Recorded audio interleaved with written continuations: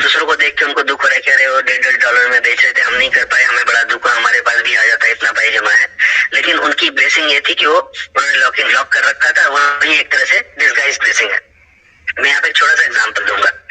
एक आदमी था जो हमेशा ये कहा करता था कि ऊपर वाला जो भी करता है वो बहुत अच्छे के लिए करता है।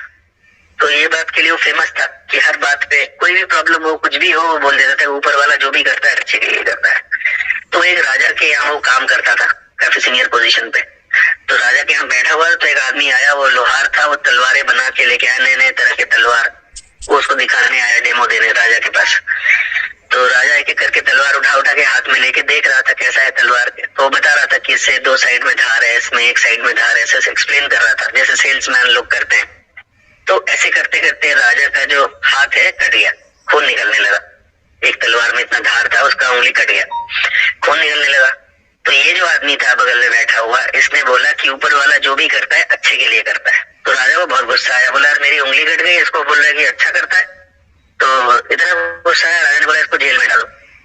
तो उसको उठा के जेल में डाल दिया गया। तो जब वो जेल जा रहा था तो फिर वही चीज बोला उसने कि ऊपर वाला जो करता है अच्छे के लिए करता है। तो सबको हंसी आई, जो जेल उसको डाल रहे थे, बोला इसको जेल में भेज रहे हैं हम लोग, अरे बोल रहा है कि ऊपर वाला जो करता है अच्छे के लिए करता है, कैसा पागल आदमी है। ठीक है, तो फिर राजा की उंगली में पट्टी वट्टी लगाई गई, राजा का उंगली धीरे धीरे ठीक होने लगा। आयुर्वेदिक जो दवा देने वाले थे उन्होंने दवाई ववाई दे के पट्टी कर दिया। 8-10 दिन बाद राजा को ख्याल आया कि चलो यार बहुत दिन से शिकार करने नहीं गए, चलो शिकार करने चलते। तो गए शिकार करने, बाहर जंगल में गए, हाथी के पेट पे बैठे हुए तो उधर से भालू आ गया। भालू को देख के हाथी थोड़ा डगमगाया, तो राजा जी ऊपर से नीचे गिरे, जाके पेड़ से ऊपर हाथी के पीठ से नीचे गिरे। तो उधर से भालू पास दौड़ दौड़ के आ रहा था, हाथी भागने लगा। तो बाकी जितने उनके साथ गए थे, जो कोई हाथी के पीठ पे था, कोई घोड़े पे था, सब डर के भागने लगे और भालू राजा के पास आने लग गया। तो सब चिल्ला चिल्ला के राजा को बोले महाराज एकदम हिलिए मत, एकदम डेड बॉडी की तरह चुपचाप पड़े रहिए, सांस भी मत लीजिएगा। तो हो सकता है भालू आपको ना खाए ना काटे, आपको चुपचाप चले जाए। तो महाराज वहीं पड़े रह गए। अब भालू आया, उनको सूंघ के चला गया। जब चले गया फिर ये लोग आए उनके पास, उनको उठाए। राजा तब तक बेहोश हो गया था डर के मारे। राजा को होश में, उंगली जो है ना, उंगली की जो घाव है, ये 7-8-10 दिन में पक्के पस आने लग गया। इसके अंदर सड़ा हुआ स्मेल आता है। और रीछ के साथ एक स्पेशलिटी है, वो ताजा शिकार करके खाता है, वो सड़ा हुआ मांस नहीं खाता है। तो आपको सूंघते हुए उंगली की स्मेल आई होगी, सड़े हुए मांस की, सड़े हुए पस की। तो उसको लगा भाई सड़ा हुआ मांस है, इसको मैं नहीं खाऊंगा, इसलिए छोड़ के चला गया होगा आपको। तो समझ लिए बच गया आज। तो राजा को ख्याल आया कि जब उसकी उंगली कटी थी तो वो आदमी ने बोला था उसका कि ऊपर वाला जो करता है भले के लिए करता है। तो वाकई भला हो गया, मेरा उंगली कटना मेरे लिए भला हो गया, तो आज बच गया मैं। तो सभी लोग रास्ते में ये बोलते बोलते आते कि ये तो उसने सही कहा था। तो राजा जब वापस आया उसको बोला उसको जेल से रिहा कर दो, फ्री कर दो। तो फ्री हो गया। फिर जैसे ही फ्री हुआ उसने फिर वही बोला कि ईश्वर जो करता है भले के लिए करता है। तो राजा ने बोला चलो अब तो तुम फ्री हो गए, अब तुमने ये कहा, चलो मान लेते, अच्छी बात है। लेकिन जब तुम जेल जा रहे थे तब तुमने ये क्यों कहा था कि तुम्हारे लिए तो गलत हो रहा था, बिना वजह तुम जेल जा रहे थे, तुमने तो किसी का कुछ गलत नहीं किया था। बोला सर देखिए मैं आपका मंत्री हूँ, मुझे आप जेल नहीं भेजते तो आप मुझे अपने साथ शिकार में ले जाते। मंत्री होने के नाते आपके साथ हाथी के पेट पे मुझे भी बैठना पड़ता, और हाथी अगर बिदक जाता तो आपके साथ साथ मैं भी नीचे गिरता। आपकी तो उंगली कटी हुई थी, घाव में से बदबू आ रही थी, इस वजह से छोड़ दिया आपको। लेकिन मेरा तो ऐसा कुछ था नहीं, मुझे तो काट के खा जाता वो। तो इसलिए ऊपर वाले ने जो किया अच्छे के लिए किया ना। तो राजा बोला कमाल है यार, तुम्हारी सोच बड़ी दूर तक की है, मान गए। तो बेसिकली क्या होता है ना कि हमें तुरंत कुछ चीजें बुरी लगती है, तुरंत हमें लगता है अरे यार हमारे साथ ऐसा नहीं हुआ, अगर हम ये कर लेते तो अच्छा होता। थोड़ी देर बाद या समय के साथ साथ तुम्हें रियलाइज होता है अच्छा हुआ नहीं हुआ, अच्छा हुआ हमसे ट्रेन मिस हो गई, अच्छा हुआ फ्लाइट मिस हो गई, पता चला बाद में फ्लाइट क्रैश कर गई है और लोग मर गए। मुझे भी उस फ्लाइट में होना था लेकिन मैं किसी वजह से ट्रैफिक जाम में टैक्सी में फंस गया, या जो भी वजह हुआ, क्लियरेंस में एयरपोर्ट में टाइम लग गया, फ्लाइट मिस हो गई। लेकिन मेरे साथ अच्छा होना था। इस तरह के सिचुएशन को बोला जाता है ब्लेसिंग इन डिसगाइज। ऊपर वाले की ब्लेसिंग है लेकिन वो छुप के आई है। किस रूप में? पहले तो हमें बुरा कुछ इन्फॉर्मेशन दिया, बुरी चीज हमारे सामने कराई, तो हमें लगा रहे यार फ्लाइट छूट गई, ट्रेन छूट गई है, जो भी गलत चीज हुआ। लेकिन अल्टीमेटली बाद में जो बेनिफिट होता है वो ज्यादा होता है। तो जिन लोगों का, मैंने तो 27 तक के लिए लॉक करके रखा है। ये तो गलत हुआ, अगर यही प्राइस होता तो मैं भी आज बेच पाता। अब तो गलत हुआ अगर यही प्राइस हुआ तो ये प्राइस नहीं है भाई। किसी ने फर्जीवाड़ा करके लूटने के लिए कल ऐसा स्कीम चला होगा, किसी ने क्या, कई सारे एक्सचेंजेस ने।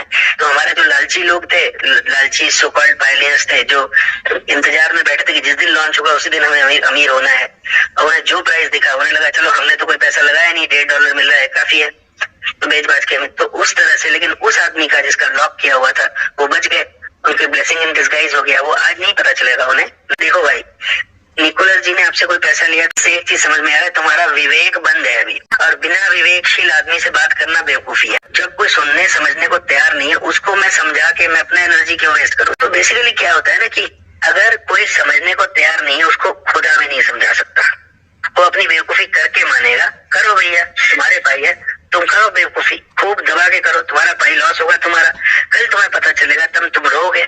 बहुत लोग रोने वाले, मैं गारंटी दे रहा हूँ भाई, सब लोगों को गारंटी दे रहा हूँ, बहुत लोग रोने वाले हैं, बुरी तरह रोएंगे, क्योंकि जिन्होंने कल बेच दिया, जब उन्हें पता चलेगा अरे भाई का प्राइस तो वही था जीसीवी, क्योंकि उसकी तो सबूत भी मैं बता चुका हूँ कि क्यों जीसीवी ही प्राइस रहेगा।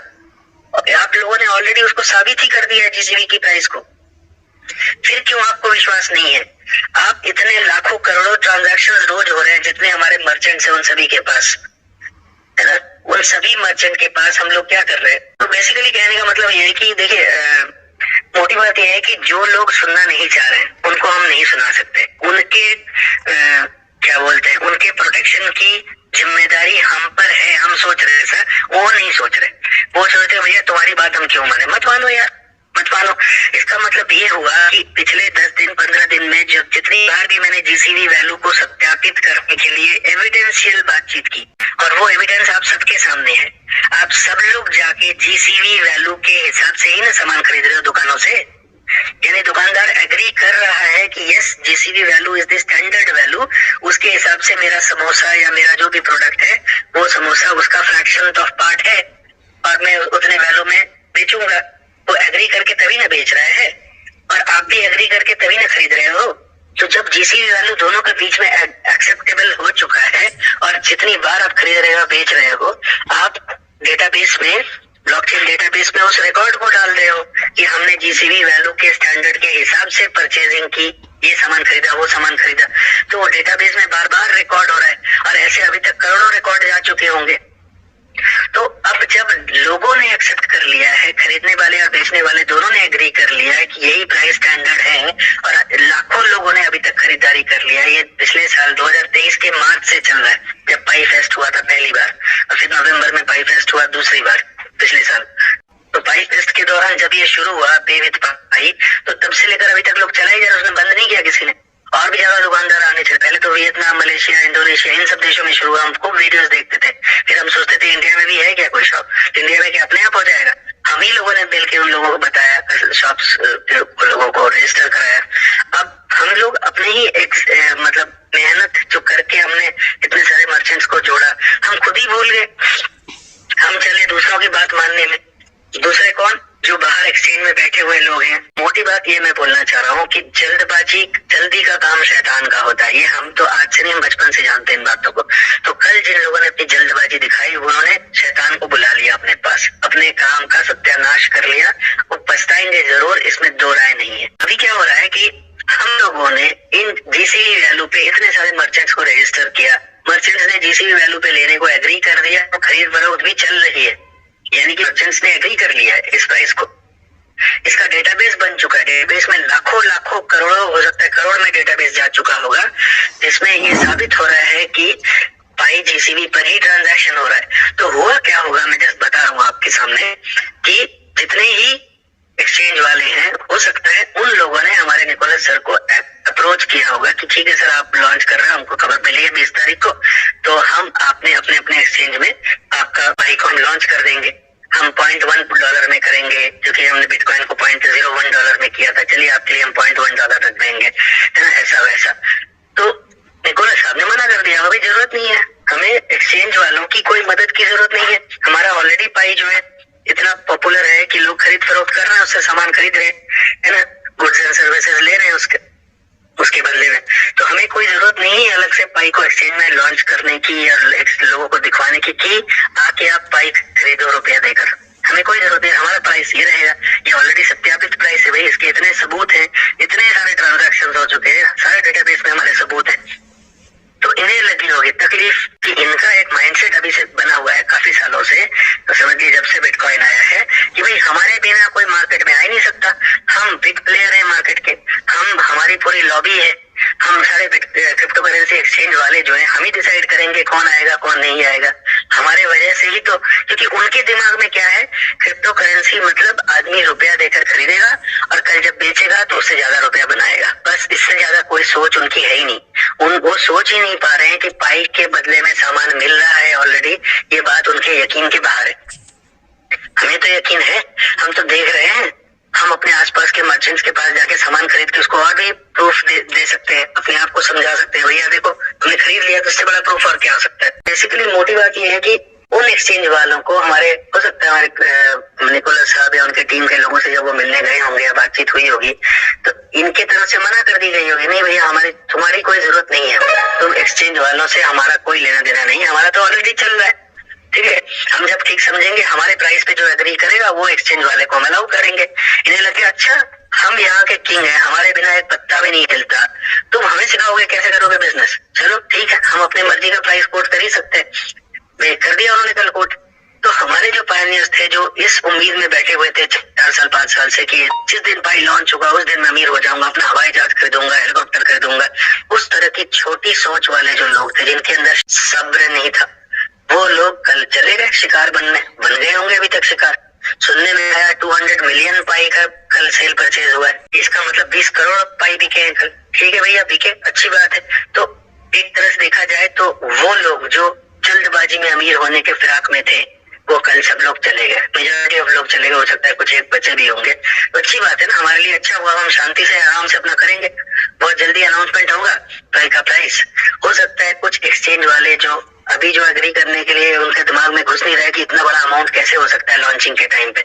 हमेशा जितने भी क्रिप्टो करेंसी लॉन्च हुए उनकी प्राइस तो $0.1, $0.01 ऐसे हुआ है। बिटकॉइन का प्राइस खुद ही $1.01 था, यानी 1 सेंट था 2009 में, धीरे धीरे प्राइस उसका बढ़ा है। तो उनके लिए मान पाना क्या है, कोई क्रिप्टो करेंसी लॉन्च हो रहा है इतने बड़े प्राइस पे, $3,14,159, मजाक चल रहा है क्या, हम नहीं जानते, हमें सिखाएगा कोई, हमसे बड़ा कौन।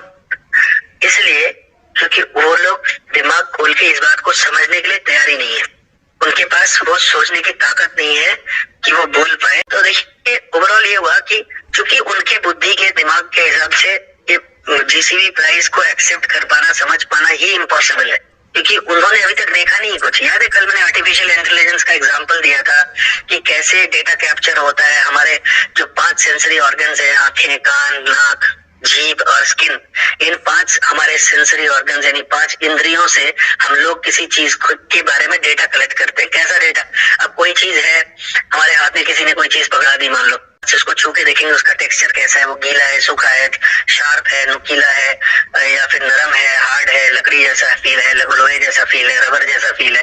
तो सेंसेशन हम फील से लेते हैं उसकी। फिर वो गर्म है कि ठंडा है, फिर अगर हमें उसके अलावा हम उसको आंखों से देखते हैं दिखने में कैसा है, ठीक है, उसको ठोक बजा के देखते हैं उसकी आवाज कैसी आती है, जीभ से उसको चाट के देखते हैं उसका टेस्ट कैसा है, नाक से सूंघ के देखते हैं उसका सूंघ या स्मेल कैसा है। ये सब करके हम अपने 5 इंद्रियों से उस पर्टिकुलर चीज के बारे में डेटा कलेक्ट करते हैं। अब मान लीजिए कल मेरे आंखों में कोई पट्टी बांध के वही चीज हाथ में पकड़ा देता है दिया और बोले अच्छा बताइए तो क्या है, मान लियो पेंसिल मिटाने वाला रबर है, ठीक है, तो मैं उसको हाथ में छूंगा, छूने के बाद उसको नाक के पास ले आके सूंघूंगा।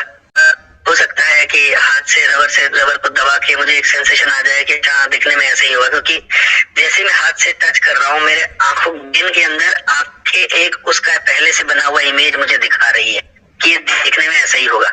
हम उसको थोड़ा ठोक ठाक के आवाज सुनने की कोशिश करते हैं इसकी आवाज कैसी है, तो कान से आया हुआ डेटा पहले वाले डेटा के साथ मैच करके बोल रहा है ये तो रबर ही लग रहा है, ठीक है। नाक से सूंघा तो स्मेल जैसी रबर की आती है वैसी आई, बोले तो रबर जैसा ही लग रहा है, लॉजेंस जैसा भी लग रहा है लेकिन रबर जैसा हो सकता है। जीभ से चाट के देखा टेस्ट। तो ये जो 5 डेटा हम कलेक्ट करने की जो कोशिश करें 5 तरीके से, ये हमारे पंच इंद्रिय हैं। पंच इंद्रियों से जो हम डेटा कलेक्ट करें वो हमारी लाइब्रेरी में रह जाता है और रहने के बाद उस डेटा से ही हम आगे चलते हैं। अगर हमें कोई नई चीज दे देता है, मान ली रबर जैसा ही नरम है कोई चीज, लेकिन है वो आटा, गूंथा हुआ आटा, और हम थोड़ी देर के लिए कंफ्यूज हो जाएंगे। आंखों पे पट्टी बंधी हुई है, दिख नहीं रहा है, एक इंद्रिय बंद है, तो हम जब आटे को ठोक के बजाने की कोशिश करेंगे तो उस आटे को हम जब हाथ से छुएंगे तो रबर से ज्यादा नरम होगा, तो हम कंफ्यूज हो जाएंगे क्योंकि आंखों से तो देख नहीं पा रहे, आंखों में पट्टी बंधी हुई है। तो एक सेंसरी ऑर्गन जो है हमारा काम नहीं कर रहा है, हम सेंस नहीं कर पा रहे वो क्या चीज है। सूंघ रहे हैं तो स्मेल भी अलग टाइप की आ रही है। तो चूंकि पहले हमने कभी आटा छू के देखा नहीं था, गूंथा हुआ आटा, तो हम समझ नहीं पा रहे, हम सोच रहे रबर जैसा तो है, दबाने पे ज्यादा नरम लग रहा है, सूंघने पे टेस्ट किया तो थोड़ा अलग सा टेस्ट आया, वैसा टेस्ट हमारे लाइब्रेरी में कहीं स्टोर्ड नहीं था। तो हम समझ नहीं पाएंगे क्या चीज है। समझ रहे मैं ये बातें क्यों बोल रहा हूँ? मैं ये बातें इसलिए बोल रहा हूँ कि जो डेटा पहले से कलेक्टेड था उन्हीं डेटा के मुताबिक ये क्रिप्टो करेंसी एक्सचेंज वाले चल रहे हैं। जो उन्होंने अभी तक देखा है वो उसी को मान पा रहे हैं। उसके अलावा कुछ भी अगर आएगा, जैसे आटा आया, तो वो नहीं समझ पाएंगे ना, उनको समझ में नहीं आ रहा क्या चीज है ये। छू के देख रहे हैं रबर जैसा तो लग रहा है, क्रिप्टो करेंसी जैसा तो लग रहा है, लेकिन इसकी दाम कुछ ज्यादा ही है अलग। ठीक है, ऊपर से कह रहे हैं हमको तुम्हारी जरूरत नहीं है ये लोग, जबकि दूसरे क्रिप्टो करेंसी वाले तो हमारे चरण पकड़ लेते हैं कि सर हमारा लॉन्च करा दो, हमें 10-20 लाख रुपए एक्स्ट्रा देते हैं कि हमारा लॉन्च कराए, उससे हम पार्टी करते हैं अलग। ये तो अलग ही कोई जीव आ गया दुनिया में, ये हमें सिखा रहा है कि हाँ हमारा तुम्हारी जरूरत नहीं है, कि हम अपने आप चला लेंगे। कैसे चलाओगे भाई हमारे बिना? तो उस गलतफहमी में, चूंकि उसके पास पाई रिलेटेड कोई डेटा नहीं है, जैसे मैंने आटा का एग्जांपल दिया, रबर छुआ था उसने, रबर को आंखों से देखा था, उसकी स्मेल ली थी, उसको टेस्ट करके देखा था, उसको ठोक बजा के आवाज सुन के देखा, वो सारा डेटा कलेक्टेड है। लेकिन जब उसके हाथ में आटा पकड़ा दिया गया, आंखों में पट्टी बांध दी गई, तो आटे का आवाज थोड़ा डिफरेंट हो गया, टेस्ट डिफरेंट हो गया, सूंघने में डिफरेंट हो गया, लेकिन सुनने में आटा थोड़ा रबर जैसा ही लग रहा है काफी हद तक। तो आदमी कंफ्यूज है कि यार ये क्या चीज है, लग तो रहा है रबर लेकिन वैसा भी नहीं है, टेस्ट में भी डिफरेंट है। तो उन्हें भी लग रहा है तो लग तो रहा है क्रिप्टो करेंसी, लेकिन कहाँ क्रिप्टो करेंसी है? ये हमारी मदद नहीं ले रहे हैं, हमें पार्टी के लिए पैसे नहीं दे रहे हैं, हमारे पैर पकड़ नहीं रहे हैं, हम इनको जो भी प्राइस कोट करें वो मान नहीं रहे हैं। तो ये कैसा क्रिप्टो करेंसी? अब मैंने कहा चलो यार ठीक है, जो भी है हम देख लेते हैं, हम अपने हिसाब से कुछ प्राइस कोट कर लेते हैं। कर दिया उन्होंने कोट। उस वजह से जितने शैलो लोग थे, हल्के लोग थे, जिनकी सोच का लेवल बहुत कमजोर था, उन्हें समझाने पर भी नहीं समझ पाए, और लालच से एकदम भरपूर ओत-प्रोत थे, बिल्कुल डूबे हुए, लालच लपेटे हुए थे बिल्कुल। ठीक है, तो ठीक है, वो गए अपना नुकसान करने, कर लिए, तो उनके लिए मुझे कुछ नहीं बोलना है। तो बेसिकली ये है कि सर हम सबको समझाने का ठेका लेके नहीं बैठे, जो सुन के समझना चाहेगा सच्चे दिल से, बिल्कुल बंदा हाजिर है उसके लिए। लेकिन कोई अगर इस एटीट्यूड में रहेगा कि निकोलस ने क्यों ऐसा नहीं किया, निकोलस ने वैसा क्यों नहीं किया, निकोलस मेरा नौकर है, अरे निकोलस तुम्हें फ्री में बांट रहा है, एटीट्यूड के साथ रहो। वाली फीलिंग हमेशा रखनी है दोस्तों, क्योंकि सच में एहसान हो रहा है, सच में आपकी पूरी जीवन बदल रहा है। वो आदमी, वो दूर बैठा हुआ है आपसे, आप उसकी वैल्यू नहीं समझ रहे हो, आप उसके ऊपर, चूंकि उसने आपके मुताबिक काम नहीं किया, आप उसके ऊपर गुस्सा दिखा रहे हो। शर्म आनी चाहिए भाई। सॉरी, ये है एहसान, वो आदमी आप पर एहसान कर रहा है भाई, जिंदगी बदल जाएगी आपकी। और जैसा आपने सोचा था वैसा नहीं हुआ पहले दिन, तो अब लगे उसके ऊपर चीखने चिल्लाने, ये आपका लेवल है। सॉरी बॉस, मैं ऐसे लोगों से बात नहीं करता, मेरी अपनी तौहीन है। मैं अगर उनके सामने समझाने जाऊंगा आगे से, मैं नहीं समझाने जाऊंगा, क्योंकि मैं अपने शब्दों को ऐसे लोगों के पीछे बर्बाद नहीं करना चाहता, जो सच्चे दिल से सुनना चाहते हैं, जो निकोलस और पूरे कोर टीम के प्रति दिल से सद्भाव रखते हैं, रेस्पेक्ट रखते हैं।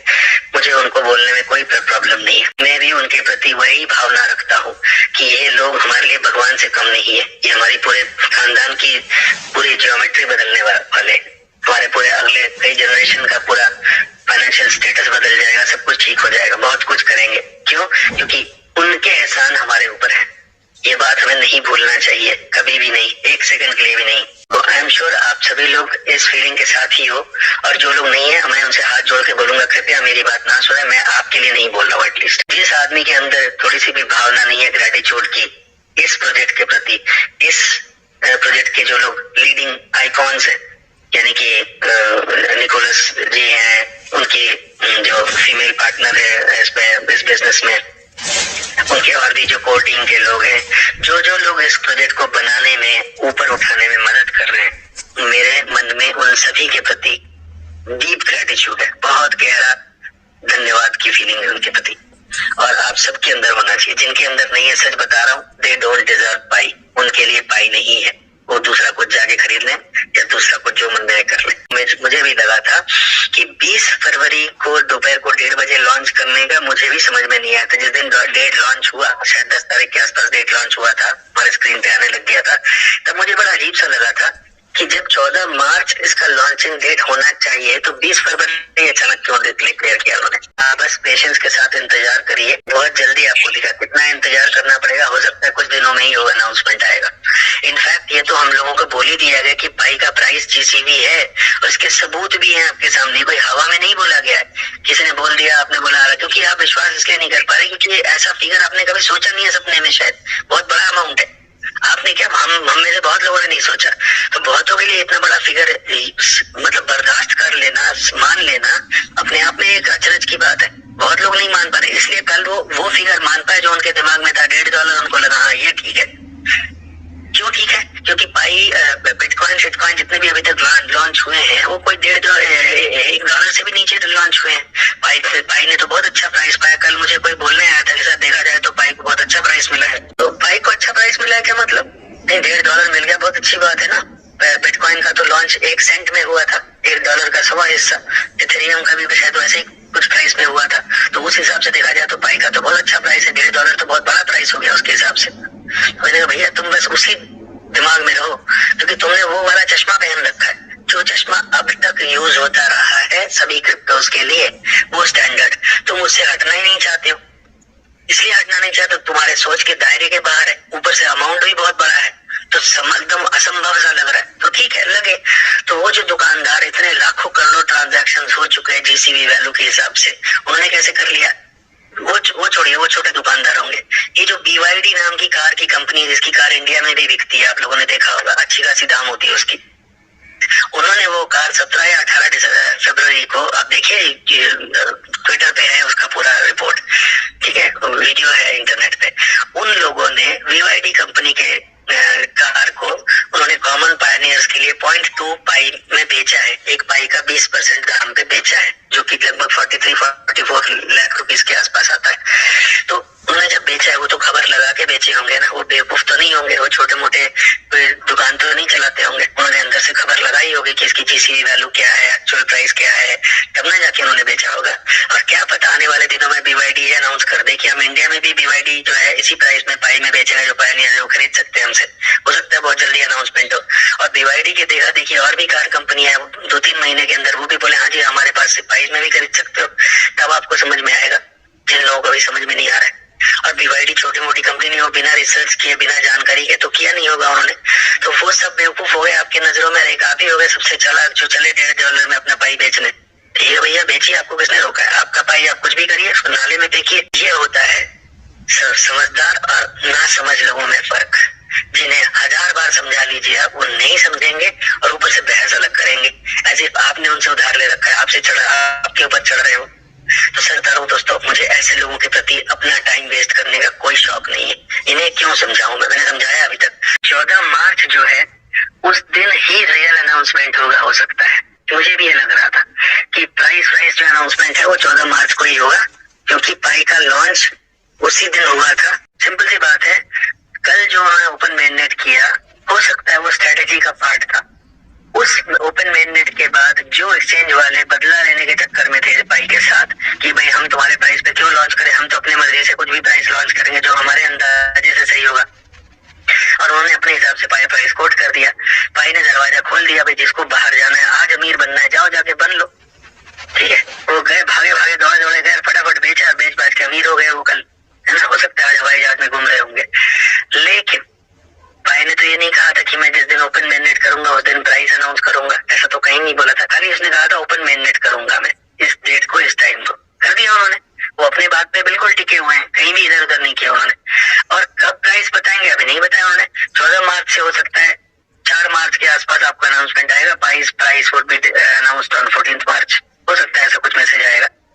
और 14 मार्च को बताया जाएगा। तो कल जो लोग अमीर बनने चले थे, बन गए होंगे, आज हो सकता है हवाई जहाज में बैठ के घूम रहे होंगे दुनिया, वो लोग उस वक्त समझ पाएंगे कि जल्दीबाजी का काम शैतान का होता है। और उन्होंने शैतान के हाथों में अपना कंट्रोल दे दिया है, बन गए जो भी बनना था उनका बना दिया गया, उनका काट दिया गया वो चीज। ठीक है, तो खैर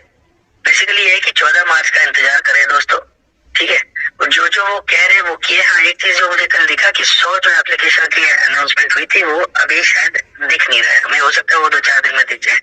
तो अगर उनसे मान लो 100 एप्लीकेशंस को दिखाने में 10 दिन डिले होता भी है, तो हमें ऐसा क्या है कि हम उनको फांसी दे देंगे? नहीं, उन्होंने अपनी बात नहीं रखी, हमको इतना चौड़ा होने की क्या जरूरत है? हमसे उन्होंने क्या लिया है अभी तक, या हमने क्या कॉन्ट्रीब्यूट किया है इस कंपनी की तरफ? कुछ भी तो नहीं। हमने अगर कुछ मर्चेंट्स को जोड़ा भी है तो उन मर्चेंट्स का फायदा, उसमें उनका फ्री में एडवर्टीजमेंट हुआ, इतने सारे कस्टमर्स आ गए, उन मर्चेंट्स का फायदा ही फायदा हुआ है।